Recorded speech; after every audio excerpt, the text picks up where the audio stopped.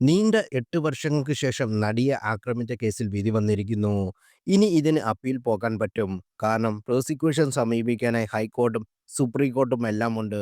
ദിലീപിന് ഇപ്പോൾ ലഭിച്ച ഒരു ഇടക്കാല ആശ്വാസമാണ്. ഗൂഢാലോചന തെളിയിക്കാൻ കഴിയാതെ വന്നതുകൊണ്ട് ദിലീപിനെ വെറുതെ വിട്ടു. ഗൂഢാലോചന തെളിയിക്കുക എന്നത് വളരെ പ്രയാസമേറിയ ഒന്നാണ്. മാത്രമല്ല ഈ കേസുമായി ബന്ധപ്പെട്ട് പുതിയൊരു ആഖ്യാനം കൂടി ആരംഭിച്ചിട്ടുണ്ട്. ദിലീപിന് എതിരെയെന്ന് മാധ്യമങ്ങൾ അടക്കം നിറയുമ്പോഴും അതിനുള്ളിൽ കൂടി മറ്റൊരു ആഖ്യാനം നടത്തുന്നില്ലേ എന്ന സംശയം എനിക്ക് തോന്നുന്നു. ദിലീപ് കുറ്റവിമുക്തനായി കോടതിയിൽ നിന്ന് പുറത്തിറങ്ങിയ ഉടൻ വേറൊരു ലൈൻ സ്റ്റാർട്ട് ചെയ്തു. ഈ ഒരു ടൈം ലൈൻ ഇനി എന്തൊക്കെ സംഭവിക്കുമെന്ന് കണ്ടറിയാം. എനിക്ക് തോന്നുന്നത് ഞാൻ പറയുന്നത്. ഇനി വന്ന വിധിയോട് യോജിക്കുന്നില്ലെന്ന് പാർവതി തിരക്ക് അടക്കം പല പോസ്റ്റുകളും കണ്ടു. ആദ്യത്തെ 6 പ്രതികളെയും കോടതി ശിക്ഷിച്ചു. 8ാം പ്രതിയായ ദിലീപിനെ വെറുതെ വിട്ടു. എന്നതുകൊണ്ട് ഈ കേസിലെ വിധി പ്രസ്താവന നല്ല മെറിറ്റിൽ അല്ലെന്ന് പറയാൻ പറ്റുമോ?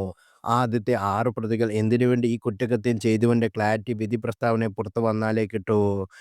ദിലീപിന്റെ പേരിലുള്ള ഗൂഢാലോചന തെളിയിക്കാൻ പറ്റിയില്ലെങ്കിൽ പൾസർ സുനിയുടെ പേരഘടകം എന്തായിരുന്നെന്ന് കണ്ടെത്തണ്ടേ? അതുകൊണ്ട് തന്നെ ഈ വിധി കൊണ്ടുള്ള മെറിറ്റ് എന്താണെന്നുള്ള സംശയം വരും.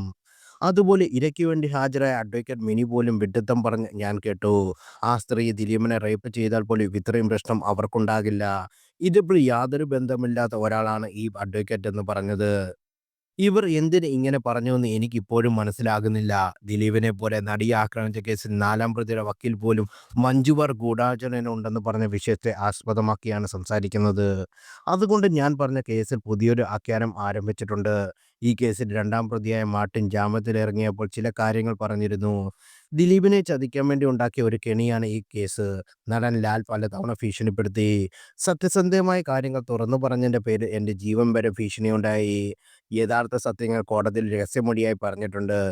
മാധ്യമങ്ങൾ ഉണ്ടാക്കിയ കാര്യങ്ങളാണ് പുറത്തു വന്നത്. മഞ്ജുവും രമ്യ നമ്പീശനും ലാലും ദിലീപിനെ തറക്കാൻ വേണ്ടി നടത്തിയ ഗൂഢാലോചനയാണ് ഈ കേസിൽ എന്നാണ് മാർട്ടിൻ ഒരിക്കൽ പറഞ്ഞത്. ദിലീപ് കുറ്റവിമുക്തനായപ്പോൾ പറഞ്ഞു തുടങ്ങിയ അതേ നറേറ്റീവ് തന്നെയാണ് മാർട്ടിൻ പറഞ്ഞതും. മലയാളികൾ ഇനി വരും ദിവസങ്ങളിൽ കേൾക്കാൻ പോകുന്ന പേരുകൾ മഞ്ജു വാര്യർ, രമ്യ നമ്പീശൻ, ലാൽ തുടങ്ങിയവരെ ദിലീപിനെതിരെ നടത്തിയ ഗൂഢാലോചന എന്നാകും. ഇതിൽ എനിക്കൊരു സംശയമുണ്ട്. ഈ കേസിൽ ഏറ്റവും പ്രധാനപ്പെട്ട കാര്യം ഗൂഢാലോചന നടന്നുവോ എന്നതാണ്. പൾസർ സുനിയും ദിലീപും തമ്മിലുള്ള ലിങ്കൊന്നും തെളിയിക്കാൻ പ്രോസിക്യൂഷന് കഴിഞ്ഞില്ല. വെറുതെ വാദത്തിന് സമയത്തിന് എന്തൊക്കെയോ പറഞ്ഞെന്ന് മാത്രം. ദിലീപ് പണം കൊടുത്തോ എന്നതിന് പോലും തെളിവില്ല. ദിലീപ് കുറ്റക്കാരനാണോ വിചാരണയൊന്നും അല്ലെന്നും വിചാരിക്കുന്നവരുണ്ട്. അവരിൽ കുറച്ചുപേർക്ക് മാത്രമേ ഈ വിധി കൊണ്ട് മാറ്റം വരൂ. പ്രോസിക്യൂഷൻ തെളിവ് കൊടുത്താൽ പറ്റാത്തത് കൊണ്ട് ഈ കേസ് പൊട്ടിപ്പൊളിഞ്ഞത്. മഞ്ജു വാര്യർ, രമ്യ നമ്പീശൻ, ലാൽ എന്നീ പുതിയ ആഖ്യാനത്തിന്റെ തുടക്കമാണ് ദിലീപ് ഇന്ന് കുറ്റവിമുക്തനായപ്പോൾ നമ്മൾ കണ്ടത്. ഇത് ഇനി ഒരുപാട് ഡീപ്പായി പോകും. നമ്മൾ കാത്തിരുന്ന് കാണാം എന്നാണ്.